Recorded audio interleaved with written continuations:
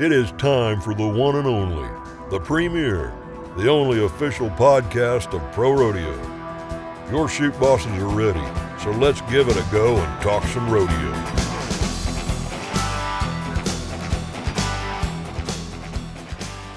Hello, everyone, and welcome into another exciting episode of the Chute Bosses, the official podcast of Pro Rodeo. Tanner Barth and Tracy Rink, he's back in the starting rotation. Alex Dodd had to slide in for you last week, Trace, but good to have you back and excited to talk a little rodeo. Well, the fact is I am a big deal. I don't know what happened last week, but I'm back. He's back, and you're what, worse than ever? Yeah, worse than ever. No, I appreciate Alex filling in. I had some family obligations, so I'm glad to be back. For sure. And let's jump right into our Pro Rodeo props, Tracy. And this is going to be talking about, during these props, usually we give a shout-out to a contestant or a rodeo committee. But how about we give a little bit of shout-out within? Let's talk about what this media production crew here at the PRCA has been able to accomplish just in the last 6 months or so. Videographers Chris Thulin, Taylor Brown, media reporter Alex Dodd. I don't know if anybody's seen it. It's up almost to 70,000 views now, but the first episode of the NFR series is now out. And Tracy, it's a cinematic masterpiece, as some people would say inside the industry. Yeah, and we've been waiting to do something like this for a long time. It had been in the works, and it takes a village of people to get it done and give everybody credit, including yourself, Tanner. I know you did some writing on it as well. And it's something that needs to be done. I mean, you archive something like the NFR with great cinematic movie type stuff, then you always have it. And we've never really had anything like that outside of highlights from the NFR, just the NFR in general. So I'm very excited. Obviously, people like it based on, what you've seen, 70,000 out there, and it'll only get bigger and better, and this is only the tip of the iceberg. Yeah, you mentioned that, Tracy. It is like, you would consider NFL films kind of similar to what this is. It's not necessarily the highlights that run on the Cowboy Channel. It's the cinematic looks. It's the up-close shots. It's the storytelling that goes along with it. So a lot of people can enjoy and sit down and watch these episodes. They're not super-duper long. You're looking in maybe that 7 to 12 to 15-minute range possibly. And, this is only the first one when we highlight Tyler Wagaspack here. There's going to be many more to come as we lead up to the National Finals Rodeo, and can't wait to check it out. Everyone go to our YouTube page and check it out. It should be right there on the front of it. And, I think this is just kind of, as you said, the tip of the iceberg. We're just going to continue getting better and better with this and being able to tell stories more and more with some of that video. And honestly, we've never really had a video crew in-house. Yeah. We're employed by us. We had contract workers who did great work, but never in the building. And that's the difference. It's like having your own Top Fuel racing team, and you start building your own engines. You can do everything in-house and kind of control the narrative. And it's exciting to see. I mean, we have very talented people, and it's great to see their talent come through in something like this. Yeah, for sure. Definitely appreciative of them. Go check it out. More will be coming your way. We'll break down some more of the world champions as well on our YouTube page. And we want to remind you that this episode of the Chute Bosses is sponsored by Las Vegas, the home of the NFR for 39 years. You can come see why Vegas is the sports and entertainment capital of the world this December when Pro Rodeo's best saddle up and ride at the NFR. And speaking of that, Trace, it is coming quick, man. Yeah.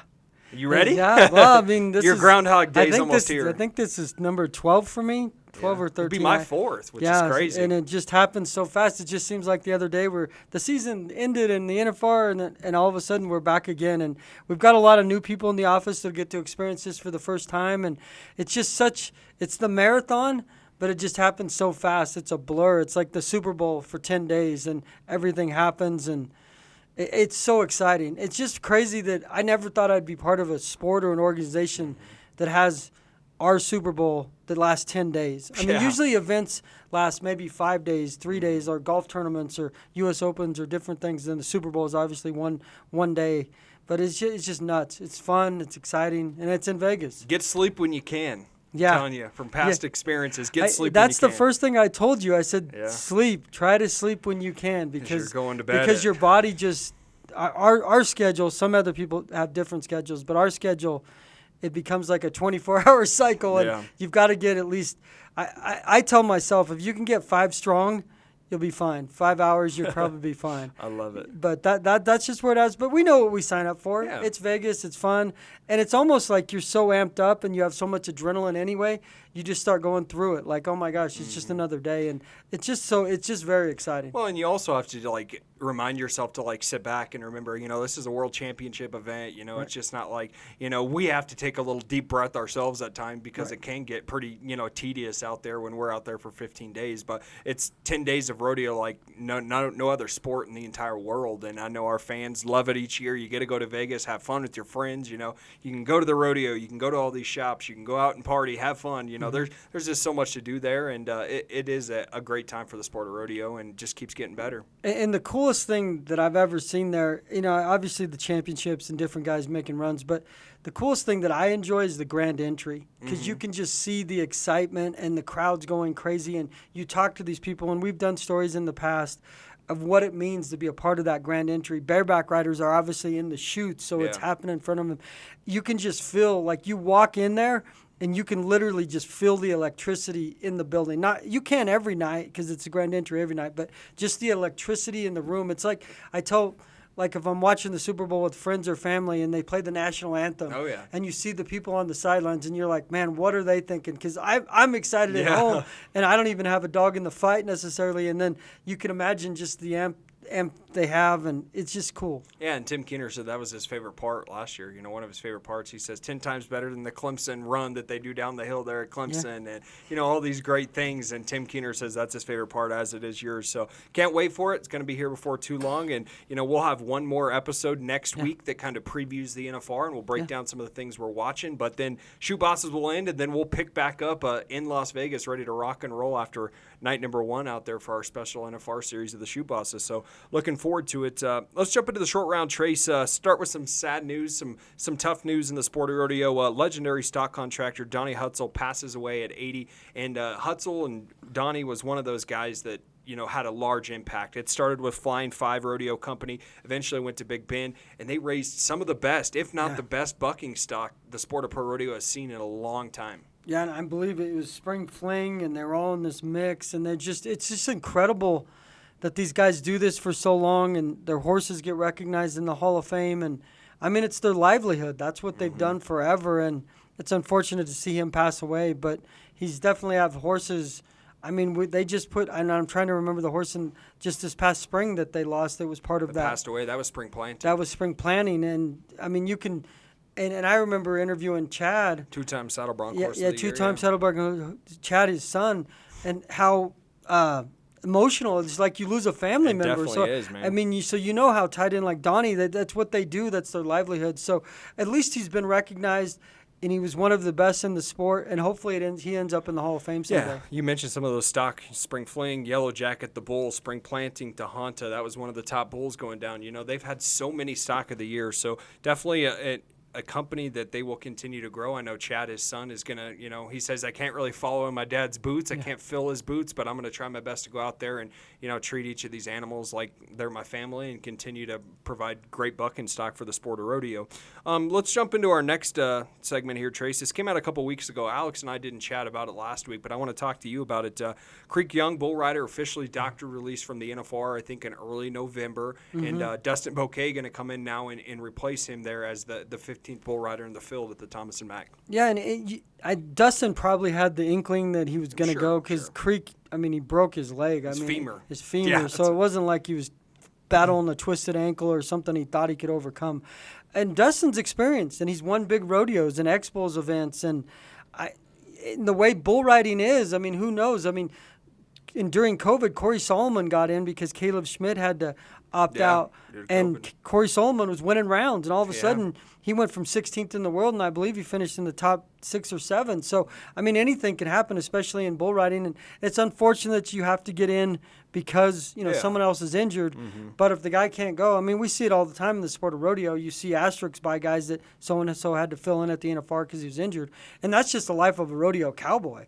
I mean, these injuries. So it's unfortunate it doesn't happen earlier that you can't recover from. But Dustin, I'm sure, is excited. I mean, he's a veteran, and they'll both be recognized. So, I mean, it's not like he's injured and we just forgot that he qualified. He qualified. He just unable to. Be there at the back number ceremony, I believe. And he'll be at the back number ceremony, and Dustin got, 121's his number. So they fill it out the right way, and regardless of how you get in, you're still in Vegas. I mean, and gives yourself a chance. Yeah, and it's like Dustin can only do what he's done, and he did enough fortunately to be himself in this the position. first alternate. Yeah. And he got in, and he's not the first guy to do it, and hopefully he can take advantage of it. Yeah, and Dustin going to be making his first trip to Vegas, his fourth overall, his first trip since 2021. So going to be back under the bright lights and a chance to win a lot of money. The NFR, makes or breaks the year for a lot of guys, and I'm sure Dustin, fortunately came at the expense of Creek, but he is, I guess you would say, happy to be there because now he has an opportunity to win a boatload of money, especially in the bull riding. So. One round win without ground money is $33,000.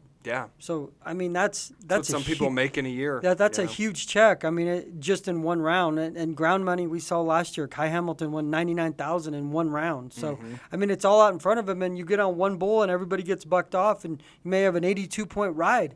You're the only guy that rides. So there's just so much more at stake in terms of money with bull riders with that ground money. Going to be fun to watch, no doubt about that. And Tracy, we're going to get ready to sit down with Wayne Brooks, one of the National Finals Rodeo announcers. He's been doing it for a long time, one of the best in the business. And I look forward to chatting with him. I want to know what kind of storylines the announcers are looking at and, what makes him tick at the NFR because they're speaking to 17,000 every single night at the Thomas and Mack. And the thing about the people see the announcers on TV, and it's just like football or basketball. Yeah, but the regular TV that's a full-blown script those guys follow. I mean, they're not up there ad-libbing, and I mean, maybe to a little bit, but that script is like a 2-hour script, what used to be exactly 2 hours, but they're on point with everything. So it's a lot. I mean, they enjoy the moment, and they're great at it, or they wouldn't be selected. But there's a lot involved with the behind the scenes of actually getting to do it. And Wayne's one of the best. He's got a great voice. You and I both know Wayne. I've seen him at countless rodeos and all over the country and Austin and different places. And I think he didn't go last year, so he's back this year. He's been multiple times over the years, so I can't wait to speak to him. Yep, me too. I look forward to it. We're going to take a quick break here on the Chute Bosses. As we come back, we will have your ProRodeo Hall of Fame Spotlight, Historic NFR Moment of the Week, and so much more right after this.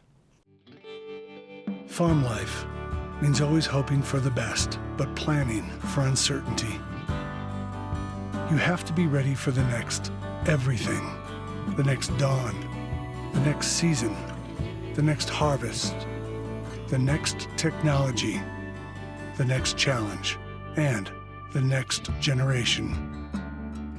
No matter what comes your way, we can help keep you ready for the next. Welcome back into the Chute Bosses, official podcast of ProRodeo. Wayne Brooks going to be coming your way here shortly. Sit down with the NFR announcer to talk about all things NFR related. What's it like to when he was selected to his first NFR, Trace? Because that's a moment that a lot of these announcers really live for, is getting a chance to speak to the 17,000 people inside the Thomas and Mack every night. Yeah, I mean, it's their highlight. I mean, essentially, it's their way of winning a gold buckle. It's a decent payday, too. Yeah, decent payday. I mean, and they go to a ton of rodeos, but they go to a ton of rodeos with the hope to be recognized as one of the best. So we look forward to chatting with Wayne, ask him a little bit about that. And let's talk about another notable in Pro Rodeo, Tracy, as we jump right into our Pro Rodeo Hall of Fame Spotlight. We go to 2012 inductee Hal Luttrell. He was actually known as Mr. Rodeo right here in the city of Colorado Springs. How about this? Over 50 years of service to the Pikes Peak or Bust Rodeo. And, giving 50 years of your life to anything is crazy, Tracy. We see it in marriages, but 50 years to a rodeo is unbelievable. Yeah, I mean, and he probably made Pikes Peak or Bust Rodeo. I mean, obviously, I shouldn't say probably, is one of a great rodeo through the years. It's obviously gotten bigger, better even recently. But, yeah, I mean, 50 years. I mean, you're a legend. I mean, I can't think. I mean, we all know, like, high school coaches, like the one coach that's been around since the 50 years or that guy. But it's just a lot of time and a lot of energy. And, obviously, when you rodeo, as we well know, you're not getting paid most of the time to be a part of that stuff. You're just volunteering your time for your passion because of rodeo. Yeah, no doubt about it. And Hal was, as we said, known as Mr. Rodeo. He actually started out selling tickets back in 1955 and worked his way all the way up, to the president of the board, Tracy. And he played a part in bringing the PRCA from Denver to Colorado Springs. I don't know if a lot of people knew that, but we made the migration down here, and he has served on the Hall of Fame Board of Trustees beginning in 1979. Right. So this is a gentleman that, not only had an impact on the local rodeo scene, he was pretty influential in pro rodeo here in the city as well, in getting the PRCA to where we are now here at 101 Pro Rodeo Drive. Yeah, 1979. It seems crazy. I mean, you look in the history books and things like that. It was in Denver, and they needed a place for it to be, and Colorado Springs, upped the ante, and I mean, we've been here ever since. I mean, it's crazy.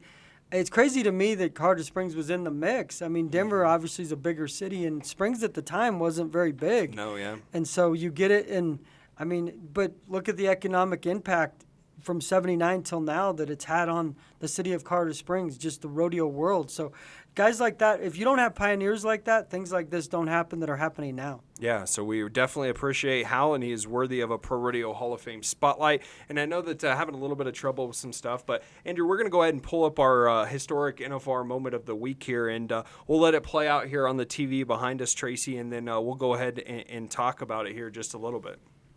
State enthusiasm. Eric Swenson from the big town of Bonham, Copenhagen Commotion.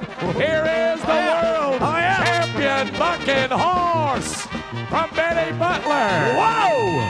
Oh man! Oh man! Oh. In the 10th round, ladies and gentlemen, there is the greatest bucking horse in the world today, voted by the Cowboys.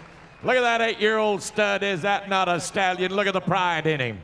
How about that, Tracy? Yeah. My gosh. You could just see it from the beginning that horse was absolutely bringing it. In our historic NFR moment, we went back to 1998 at the NFR, and that was Eric Swenson. And you can see him trying to take a sigh of relief because that horse looked like it about put him down. Eventually, it did put him down as soon as that 8-second whistle went off. Yeah, he got an 86, but as we well know, horses like that, you got to be ready to go when the chute. Have your hammer cocked, Yeah, bud. when the chute opens, because things get crazy in a millisecond. It seems like in Commotion, if I'm thinking right, they have a statue out front of at the Butlers down there in Oklahoma of Commotion. He passed away a few years back. It wasn't that long ago that the horse passed away. Legendary horse. Hall of Fame horse. Yeah, Hall of Fame horse. I mean, I believe Killer Bee and some of those. Daughter of Commotion. So, I mean, but look how strong that it's horse the is. drop of the horse. Like, the leg's so high, but then you're coming out to kind of an empty handle there on a suitcase handle. That horse definitely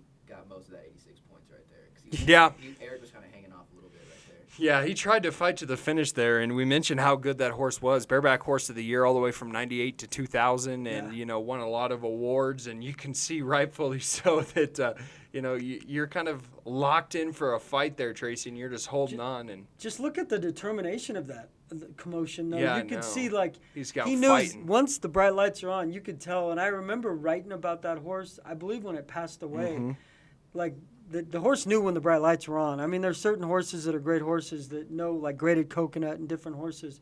They know when the bright lights are on, and they're part of the show, and he definitely put on a show right there. Yeah, definitely an historic NFR moment, and I'm sure a moment that Eric Swenson will never forget, and obviously Commotion, a Hall of Fame horse, no doubt about that. Let's jump onto our viewer question now, Tracy. This one comes from Tammy on Facebook. We have so many awards in Pro Rodeo, and Tammy wants to know, what are the Remuda Awards? The Remuda Awards aren't one of those ones that you see publicized as like stock of the year and all these big things, but it's still a very important award in Pro Rodeo. It goes to the stock contracting firm and the rodeo committee that provides the best, the most consistent, and the bucking horses that provide the best opportunity for cowboys to find a way to go out there and get the job done. And this year it was Pickett Pro Rodeo and then also the Black Hills Roundup in Belle Fourche, South Dakota. So, a pretty cool award that Pro Rodeo gives out is you got the best bucking horses in the entire world, basically. Yeah, it means so much to those stock contractors and the committees. I mean, that's what you're trying to do, is show that you're the best or one of the best. And obviously for this year, it shows that you're the best. And I mean, Pickett Pro Rodeo goes without saying. They've had the horses of the year in the recent memory like 4 or 5 times. And obviously Black Hills is a legendary rodeo, with the Sutton family and different things that they do. And it's just our way of recognizing them and showing them that we appreciate what they do. But I'm sure the Cowboys are well aware too. Like, oh yeah, well they vote on this. Yeah, so they vote on it. Process. So I mean, it's just a cool deal. And if you win something like that from your peers, it would mean even more to me personally, because they're the ones that know exactly what you're doing, because they're the ones competing in your rodeos. Well, and for the rodeos, obviously the committees, it's saying you brought the best stock that year. But for the stock contractors, maybe even more, just as important or more, Tracy, because you're saying that doesn't matter the day, doesn't matter the time of year. If we see Pickett Pro Rodeo horses, we know that they're going to bring their best and they're going to give you an opportunity to win every single time. So, that has to mean a lot as a stock contractor too. And I would imagine at the upcoming NFR that Pickett Pro Rodeo is going to have horses that shine. They always do. They do. They always do, whether it's horse of the night or horse of the NFR. I mean, that's the next goal. Pickett Pro Rodeo's Nightcrawler, 2 back-to-back bareback horse of the year. Right, so there's 2, and we just saw Commotion. And winning that award back-to-back is tough. I mean, there's so many different rough stock animals in every year and different ones coming up and veteran horses. So, I mean, it's just an outstanding award, and I'm thrilled that we're able to recognize them for these achievements. Yeah, we appreciate Tammy reaching out. And if you have your question, you could submit it on the Chute Bosses Instagram page or over on, Pro Rodeo YouTube page. We've got comments open there for people to be able to reach out and ask some questions. And we're going to be ready to sit down with Wayne Brooks. But first, we got to figure out what's going on with the CB Nation. They're back, CB Nation. I didn't get a question last week because I wasn't here. Yes, it is true. My nickname was Survivor in high school. That resulted in we played a hide-and-seek game, and no one came to seek me. Where were you at? So I had to survive. I was in a movie theater, and I disappeared, and no one came to find me. Day later, I'm walking around, and I'm back. No one can get rid of me. So you won. Because I won. I'm a survivor. I won. But by osmosis, I didn't eat for a day, and I became a survivor. I love it. That's the world I live. And how about that snowstorm we had last week? What the heck do you think Buck was doing during it? Buck probably got snowed in. It looked like Buck was trying to be, who knows, Buck's Buck, but I think the snow got to Buck's head. I think I saw him in the stables whenever I came into work Thursday. Well, he's probably where he was sleeping. He's got a restraining order from those horses. So let's go to Buck. He's got your Pro Rodeo word of the day. My name's Buck, the official correspondent of the Chute Bosses, the official podcast of the PRCA. My word for the day is elements. As in, elements play a part in what happens when guys get a gold buckle at the NFR and the Thomas and Mack. When it comes to elements, Buck tried to change his element and fit in, as you can see by my attire. But even the snow knew I was a poser. Why, Snow? Why? Why can't I just be Buck? In 1936, a group of cowboys and cowgirls came together for the common good of rodeo. They accomplished a feat that sparked a fire of greatness in countless Western athletes. Today, the Western lifestyle burns on in our contestants' and fans' hearts and souls. We aim to preserve the cowboy code and keep the Western lifestyle alive. Together as one, we are Pro Rodeo. Welcome back into the Chute Bosses podcast, the official podcast of Pro Rodeo. Tanner Barth and Tracy Wink, as we always are, and we're joined by a special guest here on today's show. We're sitting down with Wayne Brooks, one of the special announcers at the National Finals Rodeo, one of the few that get the opportunity to speak to the 17,000-plus crowd at the Thomas and Mack. And, Wayne, we can't thank you enough. We know this is kind of your downtime here. Hey, that's all right. Glad to be here. Thank you guys for having me. It's an honor to be part of the whole program, whether it's your guys' show or some of the ancillary events that happen in Las Vegas or the NFR itself. So glad to be part of it. Absolutely. Well, Wayne, one thing I got to ask you, first of all, right off the jump here is, does it ever get old, being selected to announce at the National Finals Rodeo? Oh, gosh, no. Absolutely not. I've said this lots and lots of times. How blessed are we to live in an era with this great competitive level? Not just on the two-legged athlete side, but on the four-legged athlete side as well. And we had a lot of great, great talent in years past, 10 years ago, 15, 20, 30. But with the payout at $60 million this year, and, for the last couple of years, over 50 for sure, I think it's just ramped up that level of competition. And we're seeing some competitors today that are just absolutely phenomenal, absolutely amazing. Wayne, is there any moments, I know every NFR maybe blends in a little bit because you've had so many great moments that you've been able to announce. Is there something that sticks out, or is there a couple moments that you think, man, I'll never forget that? I'm a real sucker for the emotion. Not just the last day when the world titles are given out, but also throughout the whole time when a competitor that maybe has had some bad luck for a couple of rounds or something like that, they get on a hot streak, they get on heater and have a really great performance for a couple, 2 or 3 nights in a row. You can just see that confidence build. You can see that emotion.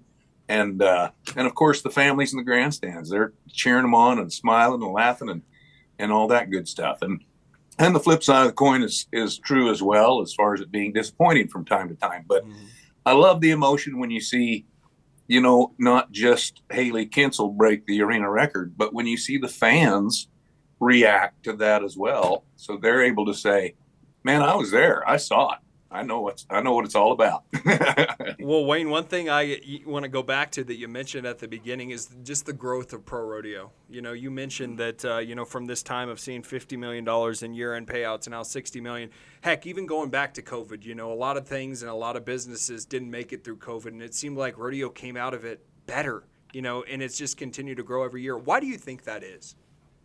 I think inexpensive family entertainment. I think we hang our hat on that a lot, and I think it's true. Probably 95% of the locations that we are surrounded by in the PRCA and in pro rodeo, that's exactly what they are. We're not going to try to present a product that's R-rated or like they do at the movies sometimes, but we want to be family friendly and make it affordable. And I think we've always done that. And I think COVID created a mentality of, I'm going to go where I want to go, do what I want to do, and spend my money how I want to spend my money. So if you can take your wife and 2 kids to a rodeo for $100, that's a deal. No doubt. Wayne, what led you to? I mean, I know some people grow up and want to be an announcer, they sports writer, they want to be a firefighter, whatever it may be. What led you down this path that you thought one day you could be a rodeo announcer? Golly, I was the best 3-second bareback rider around, and that's not really the rule. So I rode bareback horses for about 6 years and loved it, but didn't hardly win enough to buy 2 cheeseburgers. But knew that I wanted to stay in the industry, knew I wanted to stay around my friends, and it just was a chance meeting one day with a stock contractor's wife, and she said, "Hey, why don't you give it a try?"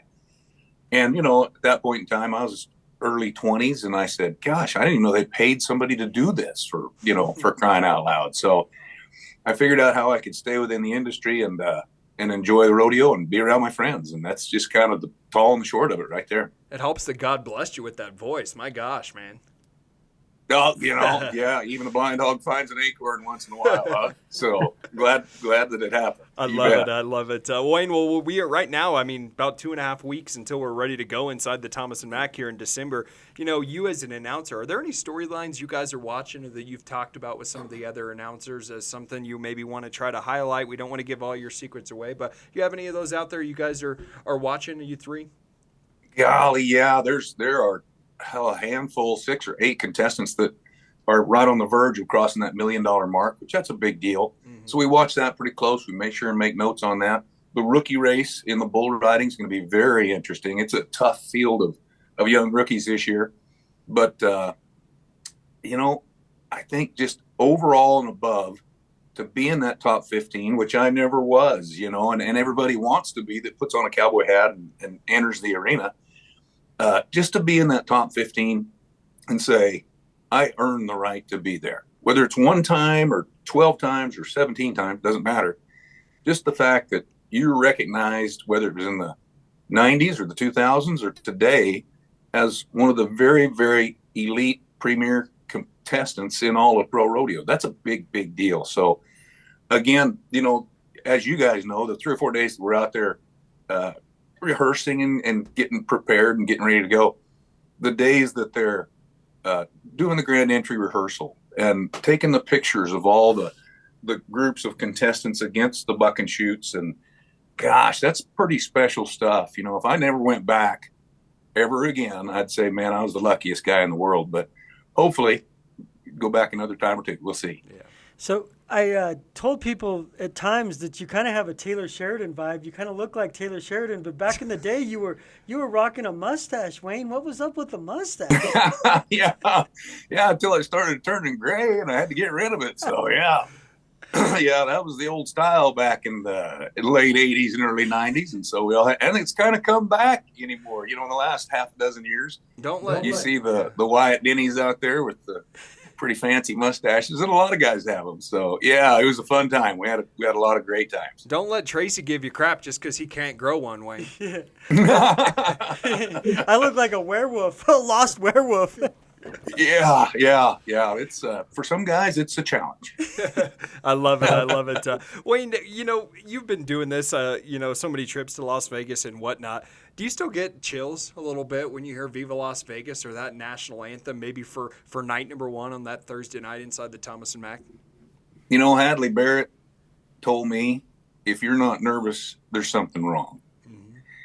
And Bob Tallman told me one of my first years there, with his hands shaking just a little bit, never let him see you sweat.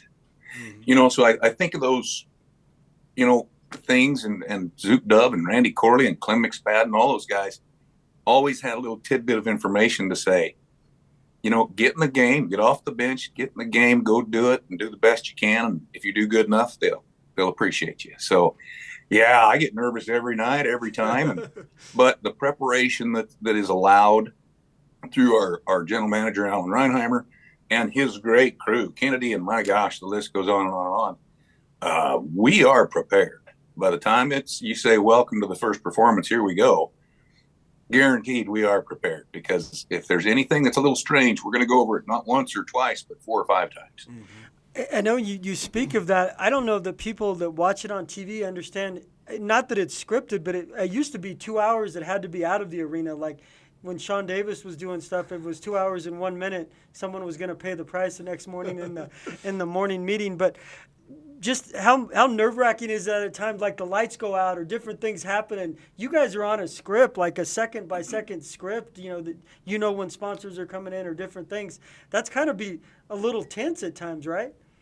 Well, absolutely. And I mean, you've seen it when a horse and a rider collide there in the grand opening. We have to slow down, stop, get everybody back together, or we have a wagon wreck. We've seen that, and knock the axles out from under the back of them and stuff. So we are as unscripted as you can get. This is not a Broadway play.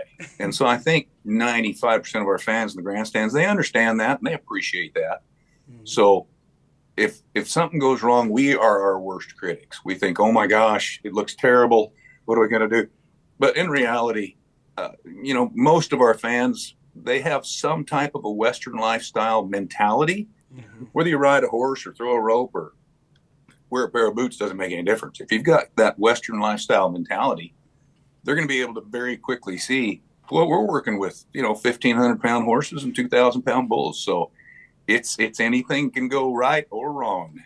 You obviously spend so much time when you're in Vegas prepping and being at the NFR and whatnot, but what do you enjoy doing outside of the arena when you're there? Do you get to partake in any of the activities, or what do you just enjoy about being in Las Vegas for those 10 to 15 days? Once we start, it's just that they keep us pretty busy. Yeah. So with homework and paperwork and scripts and phone calls, and in the mornings I like talking to the stock contractors. Mm-hmm. About mid-morning, I'll call 3 or 4 of them that maybe we're a little bit behind on as far as information goes. I enjoy that. But the first 3 or 4 days we're in town, during those rehearsals, during the Gold Buckle Gala, during the back number ceremony, that's our only time really to press the flesh and visit with the committees. And that's a great opportunity to say to those rodeos, where it's a little tiny rodeo or a great big one, doesn't make any difference. Thank you for having me. Thank you for letting me be part of the team, because I believe in a lot of instances it's not the men that make the rodeo, it's the rodeo that make the men. Right. And you go to all these great places that you've gone outside of the NFR, Reno and San Antonio and all these great places. Is there certain places, I mean, it's almost like a baseball player or a football player, where you go to certain stops. Is there certain stops that on your list of places you eat or cool places you like to go to? Oh, gosh, we usually stay an extra 24 hours in Las Vegas so we can get together and go have a nice steak somewhere, and that's always nice. Salinas, we try to run to the beach. In San Antonio, we try to go to the Riverwalk. In Austin, we try to go see some live music, and the list goes on. So it's a great industry to be around, and it sure beats having that 9-to-5 job that we can all have real easy overnight if you're not careful. Yeah. One thing that kind of piqued my interest just hearing you talk about it a little bit, Wayne, is Would you mind giving people of what a day looks like for you in Vegas? You know, you mentioned those early calls to stunt contractors, but what does a day in the life of Wayne Brooks look like for a normal performance night in Vegas? You know, on an actual performance day, up and at 'em, maybe down to the gym for a little bit, get something hopefully healthy to eat in the mornings. And then it's to the homework. It's to the table. You know, we'll spend 2 or 3 hours a day, every day, making sure all the I's are dotted and the T's are crossed and the stock is right. You hate that. That's kind of like a cowboy that's never qualified to be there before, that maybe finished number 2 and they're just all rookie of the year. That's a big deal. Well, same thing for the stock contractors. They've got horses that, gosh, they were 90 points in wherever, that they want a round on there and pocketed $6,000 or $8,000 and stuff. Whether people view it as trying to influence the judges or not, I want to brag on that contractor. He's, you know, they put their heart and soul and pocketbook into what they do. And some of that stock, as you know, worth $40,000, $50,000, $60,000, $100,000. And we want to brag on them a little bit too. So the judges can do whatever they want to as far as the points go. But we want to say, hey, this is a great cowboy and this is a great horse. It's a great matchup. So, you know, if you're not watching closely, be sure and sit up on the edge of your seat and watch this one, because you're going to like it. And then you kind of get into that production meeting, and then before too long, it's Viva Las Vegas, and here's Wayne Brooks. Yeah, you bet. We eat a late lunch, I guess, 1:30, 2 o'clock, and then get cleaned up and head out to the arena about 3:30. And then, meetings at 4:30, 5, and then down to the arena to build the nest. And by 6, we're playing some pre-rodeo music and getting ready for a few little reads prior to pre-rodeo. And then, when you hear that Viva Las Vegas, woo, that'll send the chills down your spine. No doubt. I tell a lot of people that haven't experienced it, it's like Groundhog Day. It just keeps going, and it's a marathon as part of a Groundhog Day, but it's so much fun and so exciting. Absolutely. I wouldn't trade it for the world. And our product is so good. That's not only the best on the athlete side, but it's the very best on the four-legged side too. Kudos to the contestant reps that spend hundreds of hours watching videos and talking to their friends and going through the painstaking process to decide what horses fit the rank pin, what horses, fit the TV pin, and same thing with the bulls. So we know when we show up, it's going to be a great product, guaranteed. And that's a nice feeling to have. So it's like that in lots and lots of other places as well. But we know, but when you get to Las Vegas, it's going to be over the top great, because that's what it's supposed to be. Well, you got me pumped up. I can already hear your voice inside the Thomas and Mack now. But Wayne, we can't thank you enough for the work you do all year long. Not just at the National Finals Rodeo, but for representing rodeo the right way. And we appreciate that, and can't wait to see you out in Las Vegas here in a couple weeks. Absolutely. Looking forward to it, guys. And I'm sure we'll see you Monday night, Tuesday night, Wednesday night. We'll go from there. You got Sounds it. good, Wayne. You got it. There's Wayne Brooks. Thanks. Appreciate it. Joining us here on the Chute Bosses podcast. And one of the best there really is, Tracy, in ProRodeo, a great guy. And he also, you can just tell he genuinely loves what he does. Yeah, I mean, his voice is, when you hear his voice, you know it's who iconic, it is. Yeah, I mean, and he's such a good guy, such a nice guy. And they appreciate the fact that they get selected. He feels blessed. And because last year he didn't go. Like you said, it doesn't happen every year. Yeah, last year he didn't go to the NFR, and he'd been like 10 years in a row, I believe, at one point. And you can truly appreciate the fact that he appreciates that you can never take anything for granted. And he just loves the sport of rodeo. I mean, an ex-bareback rider that, knew he wasn't any good, but then all of a sudden he wants to stay involved with his it. Niche. And how many guys do we hear that story? Like, oh, I was doing so-and-so, and so-and-so got sick or whatever it may be, and they asked me to jump in, and then it became, Here we are, 30 years later, or 30-plus years later. And I enjoy being around Wayne, and we see these guys. We don't see them enough because we don't go to every rodeo. And I can't imagine that lifestyle.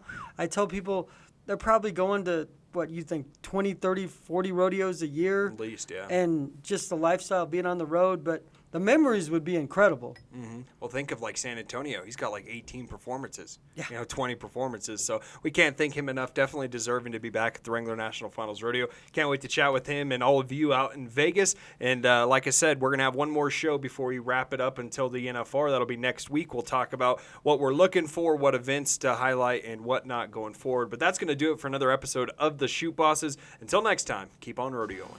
He's addicted to danger, ruled by passion and pride. To pain and fear he's no stranger, but his lust needs to be satisfied. Hooked on an 8-second ride.